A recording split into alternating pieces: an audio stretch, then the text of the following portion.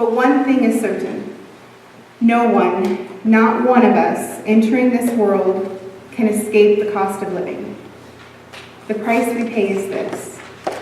To live in this world, we must accept that someday we will have to die. To love what is alive, we must accept having to lose what we've made precious through our care. To be fully and fiercely human, which Roxanne was, we must accept having to be breakable and sometimes broken. When we stop to notice how their life gave us a path and a little light to see by, it helps encourage us to carry that light forward. Though each of us carry forth in this world a small flame, we know that the ability of that light to brighten the world depends on the many others who learn to walk with it in their hearts. We light this chalice today to honor the life and living of a truly bright life, Roxanne Taylor.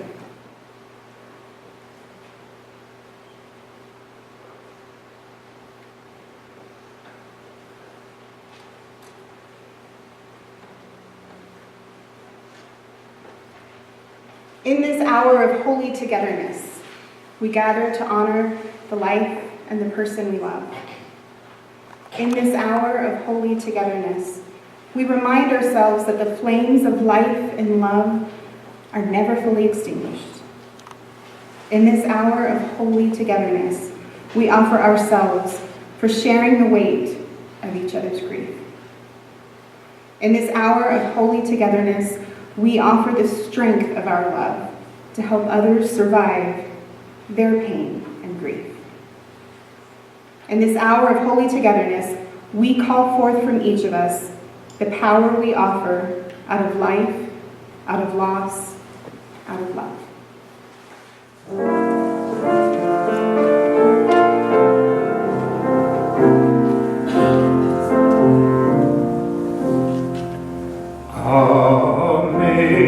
Amazing grace, how sweet the sound that saved a soul like me. I once was lost, but now I'm found, was blind, but now I see. Through many dangers, toils, and snares, I have already come. 'Tis grace that brought me safe thus far, and grace will lead me home. When we've been there 10,000 years, bright shining as the sun, we've no less time to sing love's praise than when we first begun.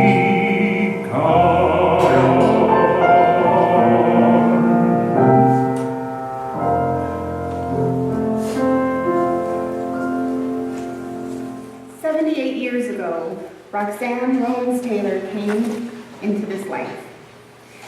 And although I am nearly certain it isn't true, I imagine that she burst into this world with her big smile already stretching across her tiny baby cheeks. 78 years ago, the world changed. Celebrating a life while simultaneously mourning their death is always a difficult thing. Laughter rolling from our throats while our hearts are on the floor may sound like an echo to us, a memory we're desperately trying to hold on to. But if anyone taught us to celebrate, it was Roxanne. She taught us to smile big, to laugh like it mattered, to speak correctly, and to care about the words we choose. Her children remember her getting up at 5 a.m. to swim. She was a master swimmer, and she dedicated herself to keeping a routine and finding a group to swim with. And thus she taught the world about determination and dedication. She taught us to branch out and try new things. For her kids, it was introducing them to new and exotic foods like pomegranate. For her congregation, it was introducing people to each other and to the work of volunteerism. I can't tell you how many people are serving on committees because Roxanne introduced us to them. Roxanne taught us to love. She was unabashed about her love for her people, her family, her friends, her church family, and for people she's never met. She taught us to love with our words. In fact, I almost listed Tom as Tom Terrific on the order of service. Roxanne taught us to love with our actions. She co-founded Outreach, a resource center for the LGBTQ youth here in Ogden. She was fierce in her advocacy work and never failed to embrace the underdogs, the forgotten, and the broken. She saved lives with her love. She taught us to live life, and oh man, what a life she lived. An au pair in Paris, economics school in London, cruises around the world with the love of her life. Wine, margaritas, music, dances, and laughter. So much laughter. So much life. And that is who we are celebrating today. The world which Roxanne inhabited was deeply beautiful. And it was beautiful in the UU tradition of celebrating life. The family will share their stories and reflections of memory and memories of Roxanne. And then we will open it up to everyone here to share their own reflections and memories. I'm so pleased that you're all here. Thank you very much for coming. It's been a bittersweet time because it's so difficult to lose someone that you love that much. But by the same token, Roxanne now is not in pain, and she would be so pleased to see all of your faces here today. And as you can tell from the slideshow, she led a life of joy and a life of love, more so than anyone I know. Roxanne and I were neighbors, and we were friends. And I separated from my wife about the same time she separated from her husband. And I was dating a woman from my work. Roxanne was dating a man from her work. And I gave a party, and I invited Roxanne and her boyfriend to the party. And at the party, I was in the kitchen with Roxanne's boyfriend, another couple of guys, and he was saying the sexist, sort of rude things. Kind of reminds me of maybe a current president, kind of.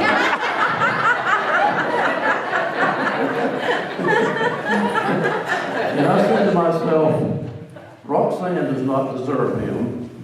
And then I had an aha moment. I deserve her.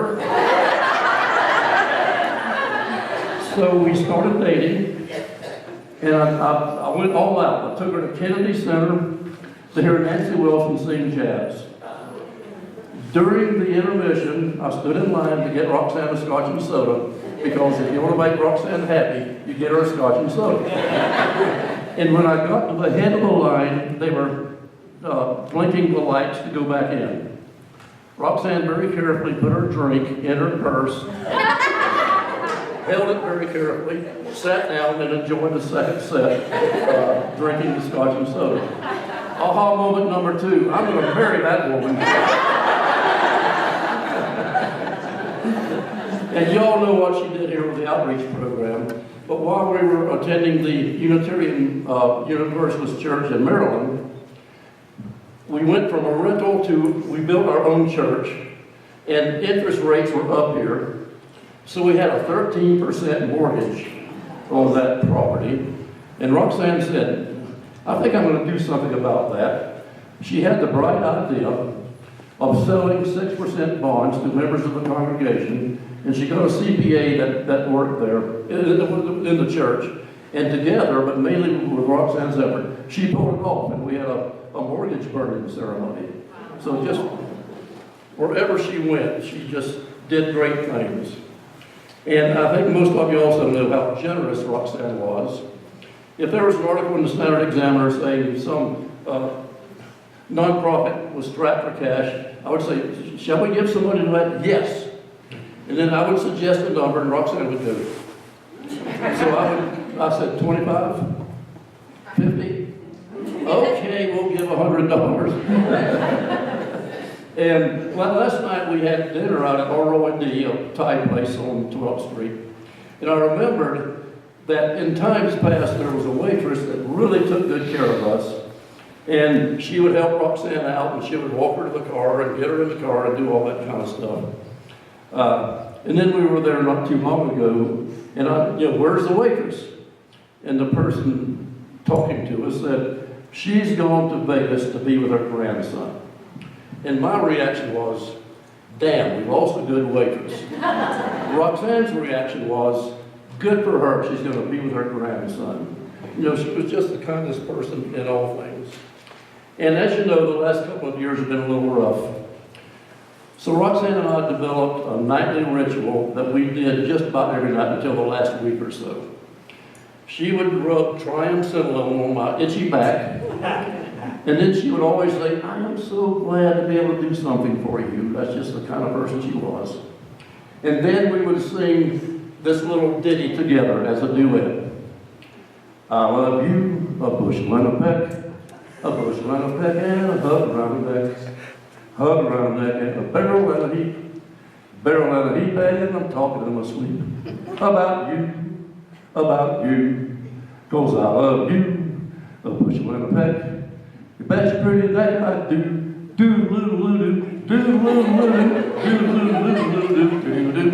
Good night, darling. I'll miss you every day of the rest of my life.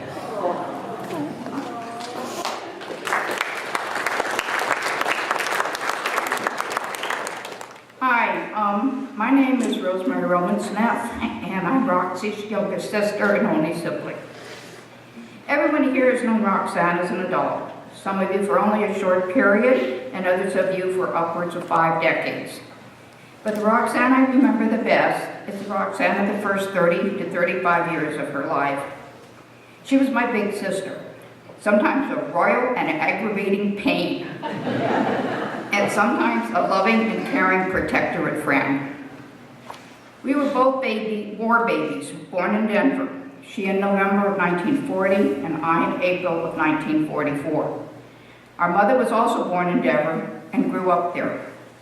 Our father was born in Nova Scotia, Canada, and immigrated to this country with his parents and older siblings when he was 5 in 1911. In early 1945, Dad got a job with Boeing, and we moved to the Seattle area. He moved first to start the job and to try to find us very scarce war housing. And Roxy, Mom, and I moved up to Victoria, British Columbia to live with my dad's parents while Dad found a place for us to live. After the war, Dad got a job as a civilian with the Navy. My dad's parents, Grandma and Grandpa Romans, moved in with us around 1947 and stayed with us until 1950. Our house was very crowded, but we managed. We had a really good time in Seattle, Washington area, and I loved the weather. Roxy, not so much. In the spring of 1950, Grandma and Grandpa Romans moved to Sacramento to stay with my dad's sister Dorothy and her husband Tom. You'll notice the theme of Tom running through the family a lot. In September of 1950, Dad got transferred to the territory of Hawaii in Honolulu. So we drove down to San Francisco, staying with Aunt Dorothy and Uncle Tom in Sacramento on the way. Then off we sailed on the ocean liner, the SS Lurleen, for a 5-day voyage. I was 6 and Roxy was 9. I remember standing at the railing as we sailed with Roxy and me throwing the streamers overboard. Our first year in Hawaii, we stayed in what was called CHA-3 housing, or Civilian Housing Authority 3, which was basically military housing for civilians. We attended Pearl Harbor Elementary School, Roxy in the 5th grade and me in the 1st. The following summer, my parents moved us to a nice house in Kaimuki, a residential neighborhood in Honolulu. We both attended St. Andrew's Priory, an Episcopal girls' school in Honolulu. Roxy stayed through middle school when our parents moved into Punahou for her high school years. Punahou was and is a co-ed school, and it was basically started for the white landowners' children, and was pretty much the same when we went there. I was transferred there in 1955 for 6th grade. We had wonderful times in Hawaii. There was the YMCA on Waikiki Beach that we went to often. It had a wonderful outdoor pavilion with picnic tables and a wonderful tree for climbing. I did the climbing. After a day at the beach, we went there for a delicious dinner that Mom had packed. Afterwards, we often strolled on the beach as the sun was setting. We did a family trip to the island of Hawaii for a week. We exchanged houses and cars with another family. We visited lava flows that were still warm and smelled of sulfur, and the black sand beach of Punalua. Roxy was a member of the Girl Scouts and went with them to the island of Kauai for a wonderful trip. In January of 1956, Dad was transferred to the Pentagon, so once again we were off. This time we returned on the MSTS Ainsworth, which stands for Military Sea Transportation Service. Dad flew ahead to Washington, D.C. to start work and find us a house. Mom, Roxy, our dog Patsy, and I caught a sleeper train cross country and traveled to Fayetteville, Arkansas to visit my mom's cousins before continuing on to Washington, D.C. We lived in a rented house in Arlington the first year, and our parents bought a house the following year. Roxy attended Washington and Lee High School and graduated in 1958. She then attended William and Mary College in Williamsburg, Virginia. In the meantime, I finished middle school and attended Washington and Lee High School. I was there when it first integrated in 1959. In Virginia, we had great fun visiting the wonderful museums in D.C., having picnics with friends and family in the wonderful fall colors of the Shenandoah Mountains of Virginia. We explored much of our nation's early beginnings in Virginia, including great trips down to Williamsburg, and then the battlefields of Gettysburg in Pennsylvania and the eastern shores of Maryland. We were in the northern heart of the South, land of seafood, tobacco, slavery, plantations, and homes of many presidents. In 1960, while Roxy was with William and Mary, Dad was offered a chance to move to London. So in April, Dad, Mom, and I once again picked up stakes, and going to New York, we sailed on the Queen Mary. We arrived right after my 16th birthday. Roxy joined us in June after finishing her year in college. We lived in a nice flat near Hampstead Heath in London. I attended American High School on an American Air Force base at Bushy Park, about an hour's bus ride from where we lived. Roxy enjoyed London for a while, but decided she wanted to move to Paris at the grand age of 20. She put an ad in a Parisian paper unbeknownst to our family. And we didn't know about that until around Christmas. My parents started receiving phone calls from France for Roxy. So she got a job as an au pair for a French banker, Monsieur Diet, and his wife. They were French, but they had both lived in New York City doing banking in New York, and that's where they met and married and had their son. And so they were hoping for Jacques, who was an American citizen, to grow up learning some American English. So Roxy got herself a 3 or 4 story walk-up, 1-room apartment, very small, with a small window out of which you could look at the Arc de Triomphe. And then down the hall was the typical French stand-up bathroom. I stayed with her for a while and learned how to use it. You stood up.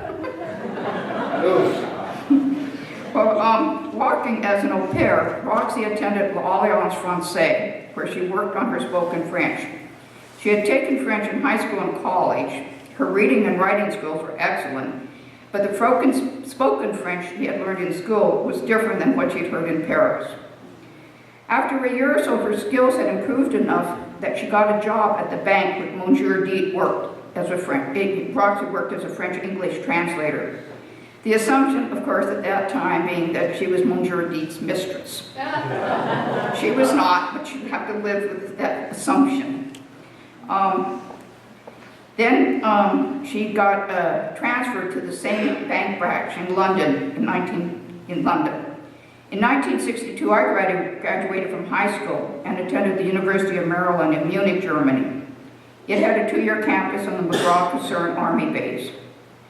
We had a lot of fun and adventures in Europe. As a family, we did a train tour of Western Europe.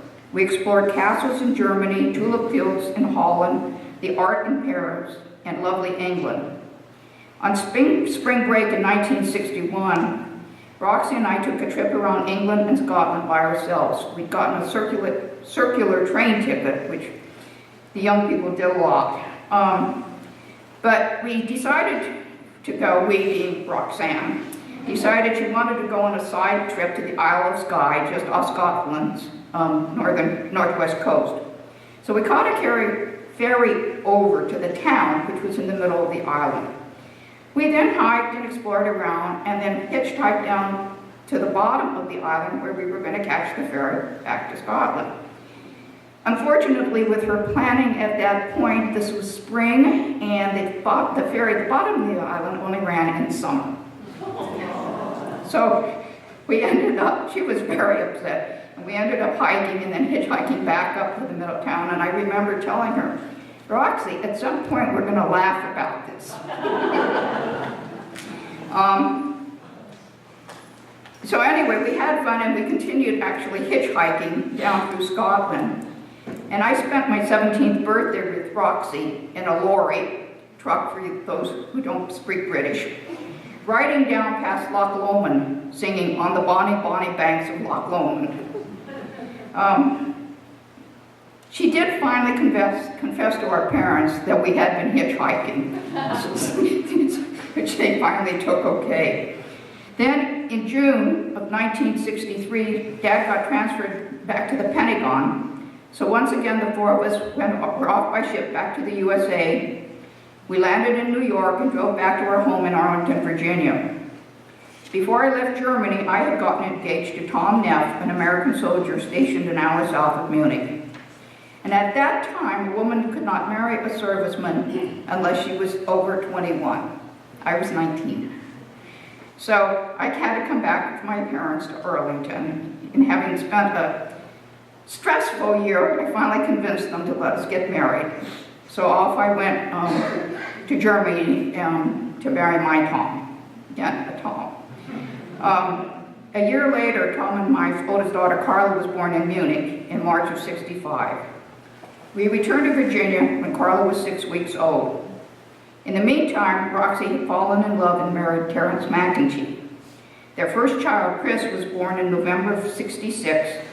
The following year, my daughter Erica was born in August of '67. Roxy had Brendan on Christmas Day in '68, a time we will all remember.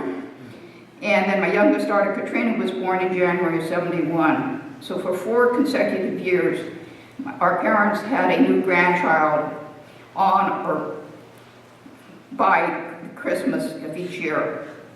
And when the boys were small, Roxy and Terry moved to a new house in Crofton, Maryland. Their neighbors were Tom and Roxanne Taylor. Roxy and Terry had growing marital issues and finally divorced, and Terry died a few years later. Meanwhile, Tom and Roxanne were also having issues, and they divorced. Later, Roxy and Tom started dating, and you know the rest. And in the meantime, my Tom and I were having issues, and we ended up divorcing. But Roxy and I had great ties with our parents and each other. Every Easter, Thanksgiving, and Christmas, we would go down to Mom and Dad's for a wonderful get-together, good food, good talks, and a good Easter egg hunts in the spring. Chris is remembering those, and football on the TV in the winter. And after dinner, we would usually go out, go for a walk, to walk off the good food.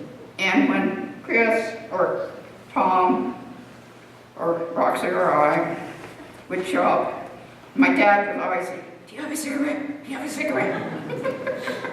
And he would have one because he promised my mom he'd given up smoking, so just try to cage them when he could. And we also got together to celebrate birthdays and other events. And every summer, our parents would take each of the grandkids by themselves for a week of games. Games with Nani and trips to the museums and art galleries with Papa.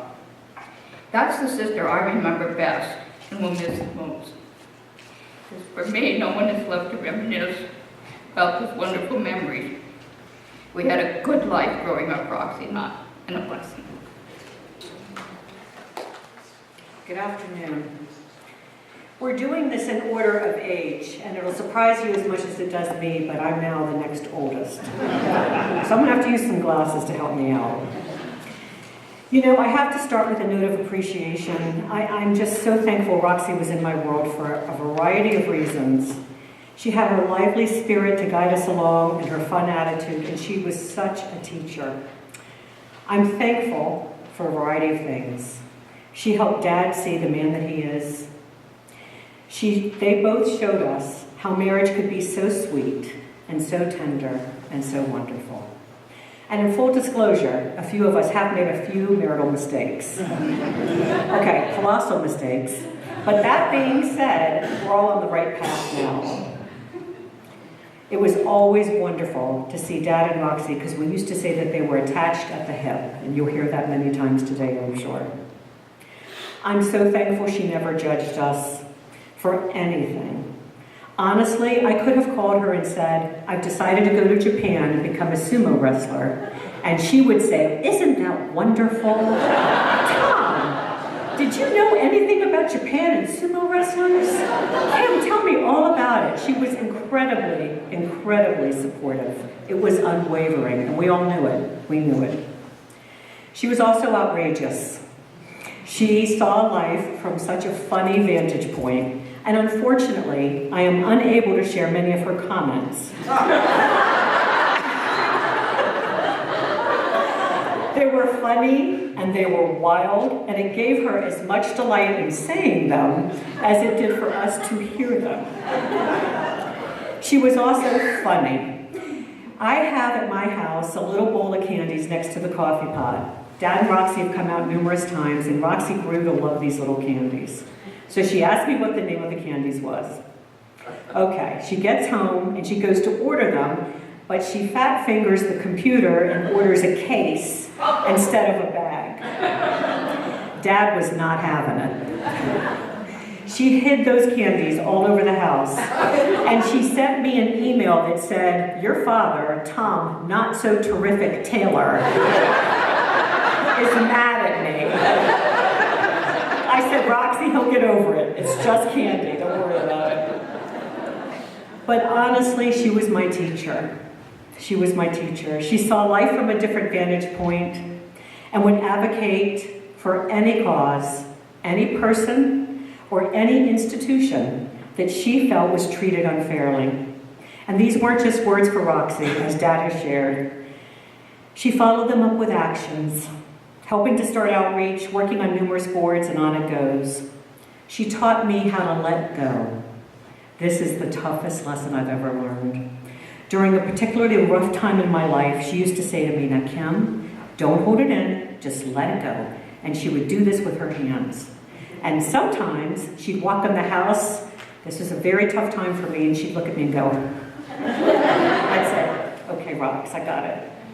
She taught me how to grow old with grace, how to embrace life, and how to enjoy every moment. And she taught me how to just be, how to stay calm, how to read a book, enjoy the sunset, look at the bird in the tree, and enjoy life. She taught me how to be in the moment. Lastly, she taught me how to love. She was fiercely proud of her family. And she wasn't proud of our accomplishments, she was proud of the people that we were. And that was a huge gift to all of us. I am as proud of my family as well, each and every one of you. So Roxy, from Ashley Montague, the quote, "The idea is to die young as late as possible." You did it. You did it.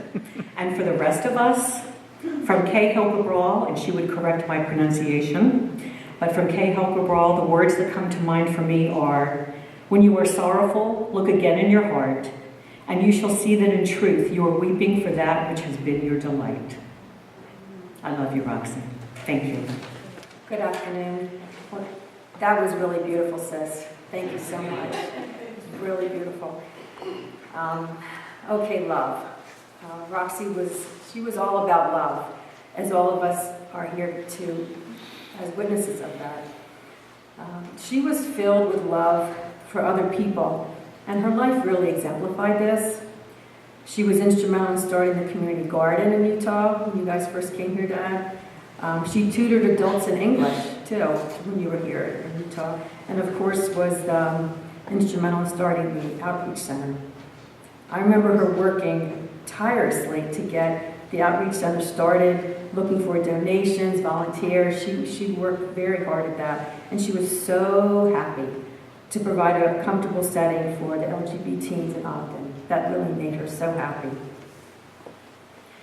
With her family, Roxy was so happy to host gatherings and always offered to help when visiting our homes. She was a fun grandmother to all the grandkids, always interested in their lives and very happy to spend time with them. Roxy, when Dad and Roxy initially moved here, she really loved the winter seasons.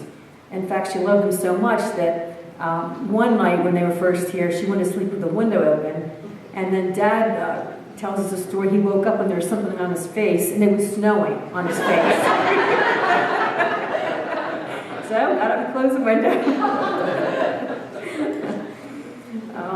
We have so many fond memories of our trips to Utah. As our family would come out pretty much every year to ski at a snow basin. My husband Ed, Edward, and Sarah. Dad and Roxy skied with us, often taking the kids when they were young. One time when Sarah was 5, Dad and Roxy took her on a ski lift at the end of the day. She was one tired kid, and she actually fell asleep in the chair. But somehow, Dad and Roxy managed to get her off in one piece, and they told that story over and over. We'd end the ski day in the hot tub at their home, and Roxy would welcome us with snacks and a hearty meal. In the later years, Dad and Roxy would always take time to meet us for lunch at Snow Basin Lodge, always enjoying our ski stories. She and Dad, Tom Terrific, were so very happy together. And just like Kim said, they really taught us what marriage was, and they were such an incredible example for all of us and their love for each other. They loved each other dearly. They had so much fun, always laughing, enjoying each other. Friends and family often marvel at their relationship, and many of their friends asked them, "What's the secret of your marriage?" They gave each other slack, and they cared deeply about each other. One example of that is we were in vacation one time in Glacier National Park, and we had to stop for gas.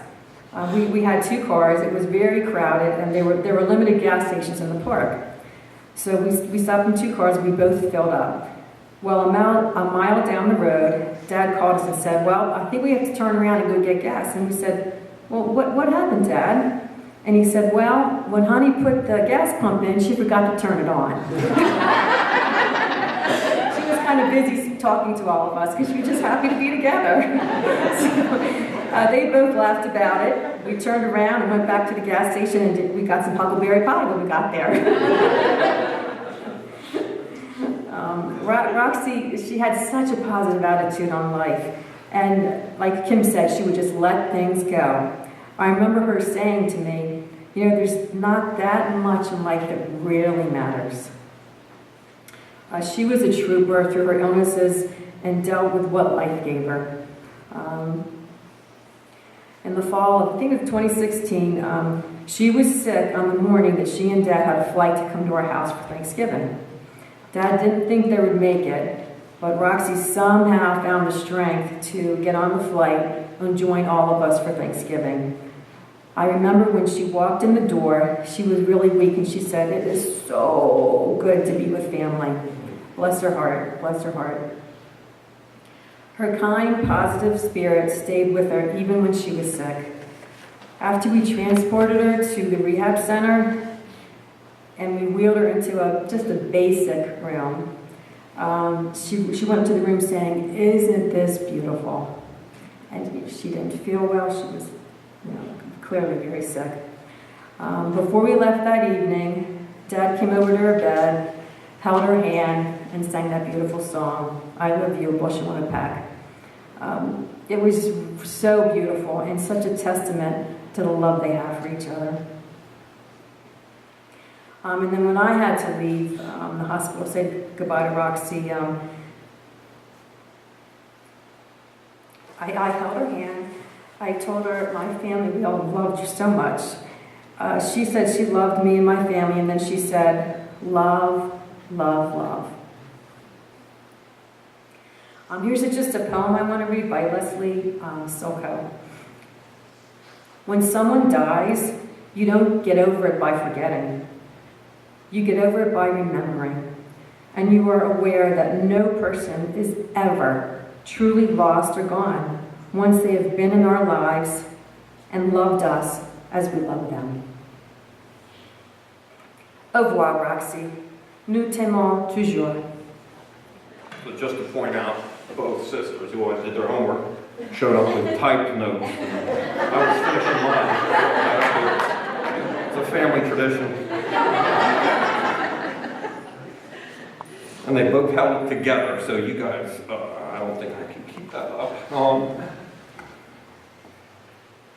So a couple things. So today we buried Roxy, buried her ashes, and then we're doing a ceremony. This is the first time in my life that I have ever been to, send someone on where we did the burial first and then did the ceremony. And I thought how appropriate that putting a little twist on convention is something that I'd experienced because of Roxy having been in our lives. I'm sorry, you're just gonna have to bear with me. So my first memory of Roxy it was would have been either 1967 or 68. And it was when we were moving into Crofton, and there were these people that lived next door to us. And we met them before we had moved in, and they were sitting out on their patio. And she was just this really, really nice lady, right? I don't have conscious memories. The principal thing I remember was just really kind and really nice.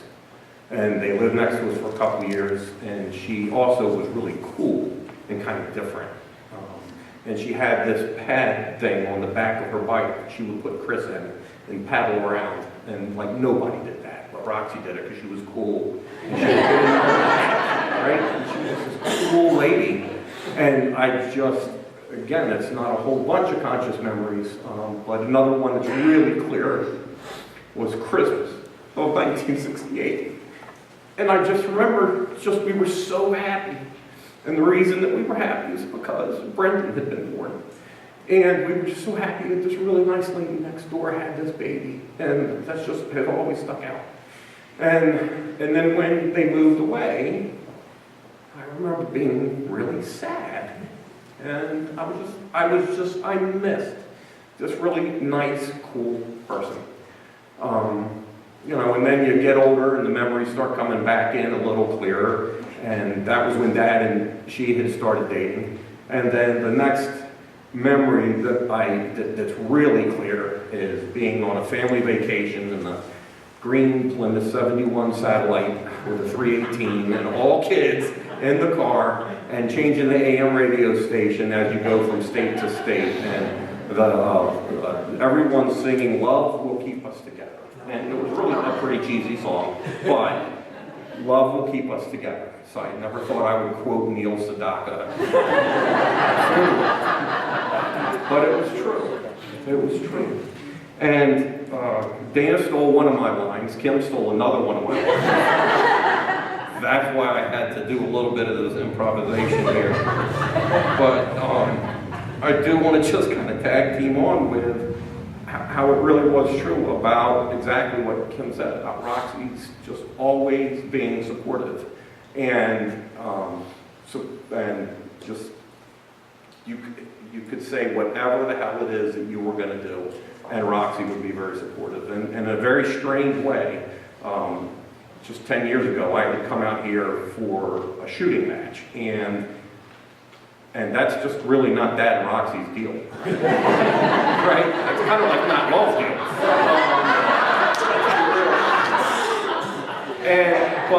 They were so supportive, they came up to that match, and they just sat and waited while I finished shooting the stage, and they just sat in the shade. And then they wanted me to walk them through one of the stages to show them what that was about. And that just meant so much to me, because they could take themselves out of whatever their life is about and whatever their thoughts about and just be supportive and just say, I love you. And it just doesn't change. And again, I'm same line that Dana stole from me. But when we were moving Roxy into that room, and at the exact time that we're moving her in, and I'm sitting there thinking in the back of my brain, this is a fucking shithole. And Roxy is saying, oh, this is so lovely. and that's who she was. That's just who she was. It was so beautiful, and she gave me just a really, really beautiful, precious gift of being able to be with her, and her final week of life as she was failing. And the reason I talked about that vague kind of memory is I got to see how Roxy went from being really cognitively aware and being able to look at us and know who we were, see who we were, to fading. But I also know that as that was fading, she might not have known who my name was or what my face was, but she knew that she was surrounded by love. And she gave us the gift of being able to do that for her. And it's something I'll never forget.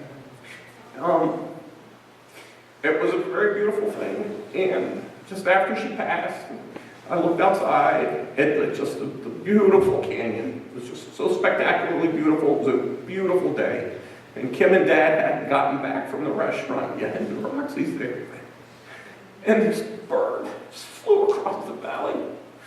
And I thought, it doesn't matter what you believe in, if you believe that her spirit moved into that bird or whatever, but it's just fucking beautiful. And Roxy would have seen that and known that as well. And I was going to apologize for my language, but we needed a little bit of Roxy here. So I'm not gonna...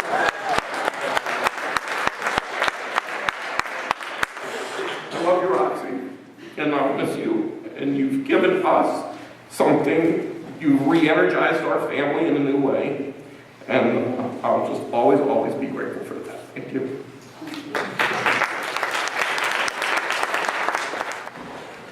Okay, things are going downhill rapidly. My name's Chris McEntee, the lady you call Roxanne Taylor, I call Mom. I don't have notes. I'm my mother's son, and I have my mother's allergies and my mother's lungs, and I spent the last week when I meant to be writing notes and writing something nice and looking it up, I spent it sick as a dog. So we're winging it. And I can feel her disapproval from here.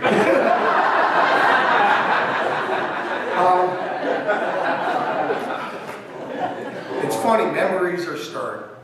The song Tom sang, she sang Cuss when we were kids.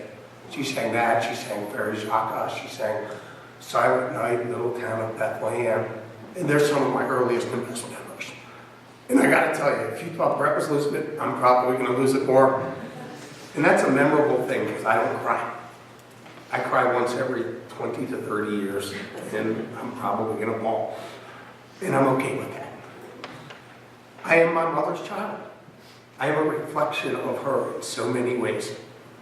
She taught me to be moral. She taught me to be decent. She taught me to be good. She taught me to have courage. She taught me to stand up for what you believe in, which sometimes really pissed her off, because we didn't always see eye to eye. She taught me to be a person who reached out of self and tried to give to others. She taught me to love, to laugh. She taught me to dream. I have an artist part of my soul that comes from her. She nurtured that. She taught me that. I am forever grateful for that. She taught me how to love. We did not always grow up easy. Life was not always good. There was a time after she divorced my dad where we were really poor. Life was really hard. And I didn't deal with that so well as a kid. But by loving nonstop, relentless love, she taught me how to love myself and how to work through that pain and to see the other side. And I'm immensely grateful for that. We are reflections of our mother and of our parents. She liked scotch, so did I, as many of you know. When she was going downhill the last couple of years, they called her up and told her, you have to stop drinking. And she was, I used to call her once or twice a week, and we would have long conversations, and she told me, I can't drink scotch anymore. And I said, well, Mom, you can't live without it. and that was okay.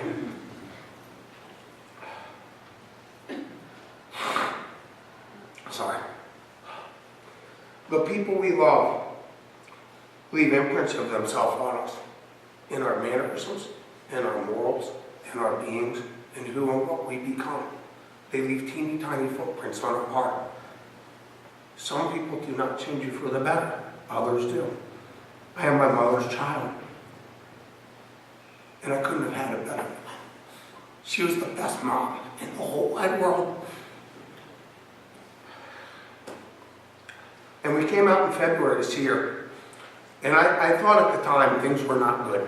And I came out and I remember telling Melissa, I said, this is going to be my time to go out and say farewell. And frankly, I was kind of horrified by how things were. My mom was a strong, vibrant, positive woman. She dreamed big, she chased her dreams, she traveled the world. And she had become shrunken by life and by age and by ailments. And that was never what she wanted.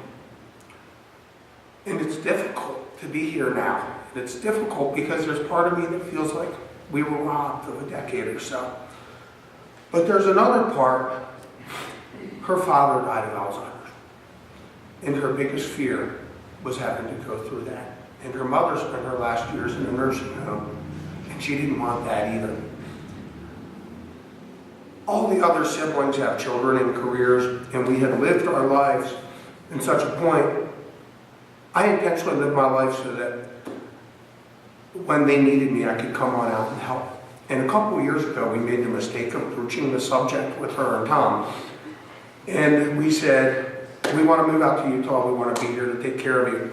And anybody who's ever talked to them about something like this, you know you've had, what, to put it nicely, you encountered resistance.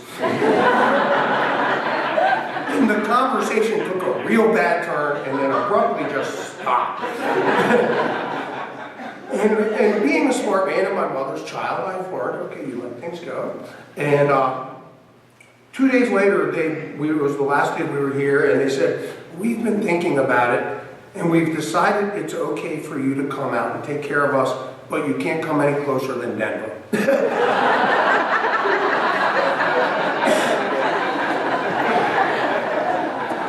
And I thought, well, yeah.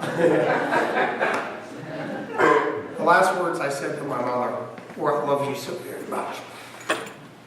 And she said back, love, love, love, because that's who she is. And it's been rough since then. I've had good days, I've had bad days.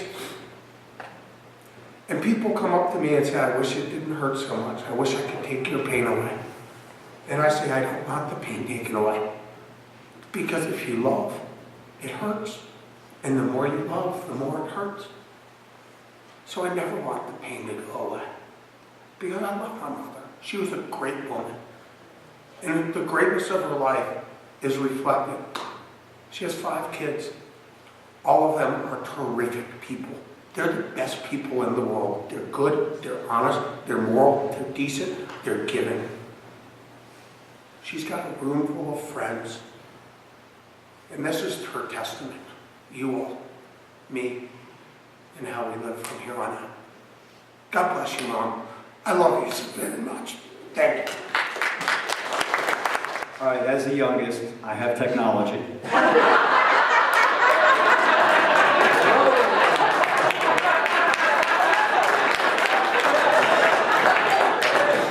We'll start with that. We don't have to wing it. We don't have to go off the cuff.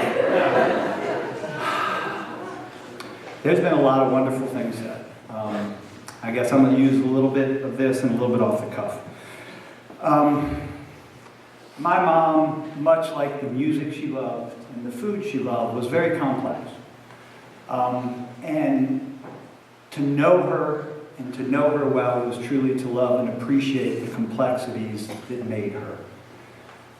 I agree with everything that my siblings have said, and Tom and Rosemary before me. We are all better people because of her. Some of the biggest messages that I've gotten from her have been in watching how she lived and in watching how she interacted with people. And what I really learned, and I was thinking about this as I was sitting there, deciding if I was going to read off of this or go off the cuff, was that I think my mom really taught me the meaning of the word humility. And when I look at that and I would talk to her about that, you know, she would approach things as not looking at herself. That her vision of humility was to not think less of yourself, but to just think of yourself less. And she approached life like that. In much of her endeavors, it was about what could she do to benefit others? What could she do that would be in service? And it's really interesting because much of this I realize in hindsight, and I realize in retrospect. I realized as growing up and looking at their involvement, as Tom talked about the Unitarian Church in Maryland, we were always surrounded by this. We were brought up in service work. We were brought up in recycling is important. We were brought up, one of the things that wasn't taught is, Mom and Tom for many years in Maryland taught sex ed. And that was very uncomfortable to me when they would have all these children come in because, as you can imagine, Tom and Roxanne sex ed might be a little risque for some people. So, yeah, you forgot about that. We would find interesting videos and all sorts of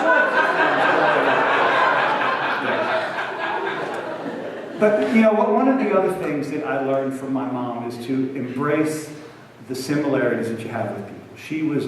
We were always raised to look for what's similar, to embrace that similarity, and the differences that you have. If there's good enough wine, good enough drink, and good enough conversation, you can bridge those gaps. And you can work through those differences. And that truly is one of the greatest gifts that I've gotten. My mom could walk into a room and could brighten the room. The energy would change. And it wasn't that she was a megalomaniac. It wasn't that she was looking for the attention. Just that her positive nature, her vibe, her outlook, her perspective on life was so unique, so loving, so positive. And it truly did come from a place of humility that I think, I know for one, I am much better for it. I would like to read two things. One thing that I shared with my siblings shortly after my mother passed. And this is something I ran across on a previous funeral service. Now that I have gone on, I ask that you remember these things. Bury my body, but do not bury my love. Bury my eyes, but not my vision. Bury my feet, but not the path of my life. Bury my hands, but do not bury my efforts. Bury my shoulders, but not the concerns I have carried. Bury my voice, but not my message. Bury my mind, but do not bury my dreams. Bury me, but do not bury my life. If you must bury something, bury my sins, my weaknesses, but let my love for each of you continue on.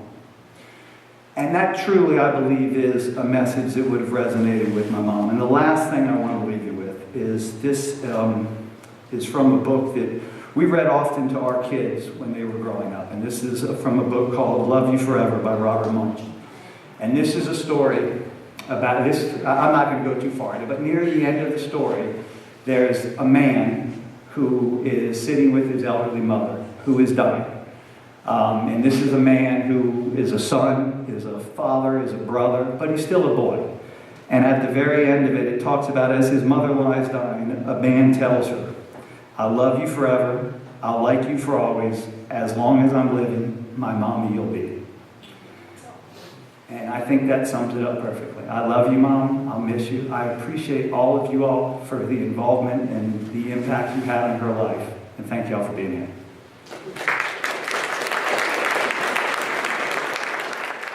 Roxanne's family is just as amazing as she was. Thank you. Tom would like to share this letter from a family friend out of town, Kathy Manwaring. Dearest Tom, and as Roxanne used to say to me, and I do mean dearest, I've been trying to find the right words to say for days. When I learned of your loss, my heart broke for you and your loved ones. My memories of Roxanne aren't complete without you in every frame. I've never known a couple who were better matched or more committed to one another than the two of you. To read and to listen to you both talk about your latest adventure, I was always struck, and I must admit a little jealous, of the joyous way you seem to squeeze the most life out of every precious day you spent together. A quote from Maya Angelou says, "They might not remember what you said, but they will remember how you made them feel." Roxanne made me feel important, special, and loved. Anyone who knew and loved her must have felt the same. She lit up the room with her smile and infectious laughter, and she made you feel special because you were there. I want you to know how truly grateful I am and always have been to be lucky enough to have been included in the circle of fortunate people the Taylors call friends. Roxy told me one time after you two had been on a cruise, the phrase "day at sea" was a term that was used by the crew who let passengers know there wouldn't be any ports that day and everyone could just take it easy for the day. She said you two decided it was a great idea and decided to keep up the practice of days at sea when you came home. I still think of her when I find myself extra tired and overwhelmed with life, and I give myself a day at sea. Love, Kathy.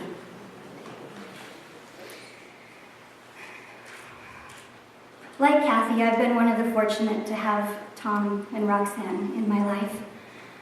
They've adopted me into their family, and now their family has adopted me into their family. So we thought I'd be a good transition, because everyone else here is family too. When we were out and about, Roxanne would introduce me in a few different ways. On any given day, I was a daughter, adopted daughter, granddaughter, surrogate granddaughter, whatever she felt like that day. The last time she introduced me, it was as her goddaughter. I loved it. There's so much to admire about Roxanne. I was in awe of her fearless fighting for social justice. As we know, Roxanne did not hold back. When she had something to say, she just said it. In the last few weeks of her life, the family were looking for different options for care. One company came out to meet with her and Tom to tell them about the services they offered. Before this person gave details, they asked if Tom or Roxanne had any questions. Roxanne said, "Do you hire gay people and black people?"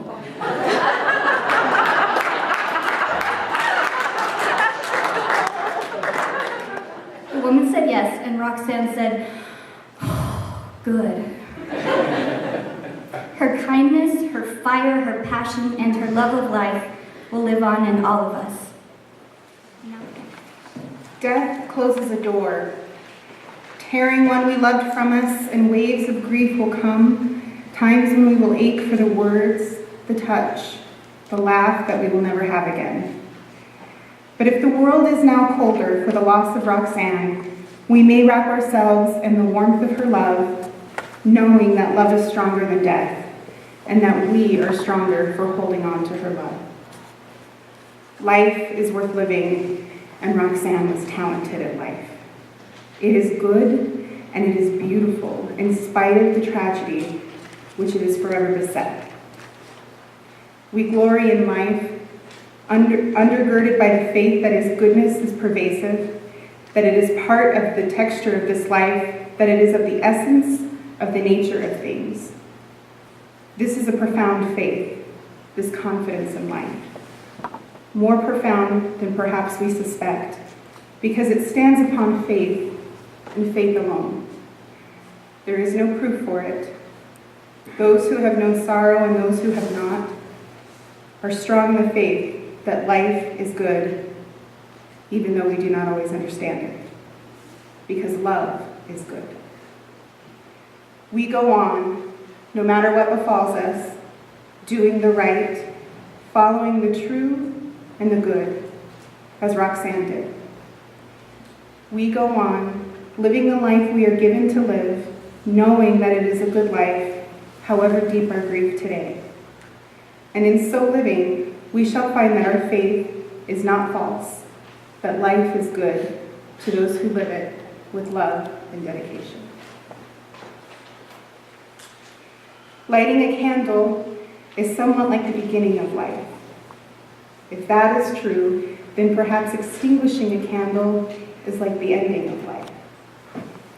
Regardless of our personal theologies, death is not the end of us. We live on in the memories of family, friends, and all our loved ones. The influence we possessed in life works on moving people or causes forward. Let us not forget that most candles have more than one life, and so perhaps may we. Let us be the vessel in which Roxanne lives on.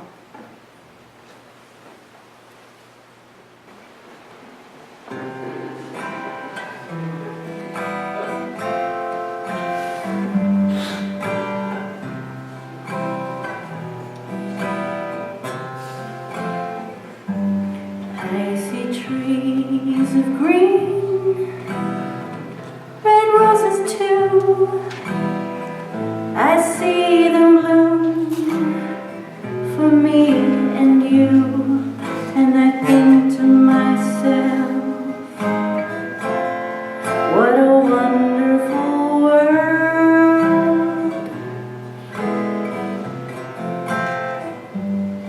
I see skies of blue and clouds of white, the bright blessed day, the dark sacred night, and I think to myself, what a wonderful world.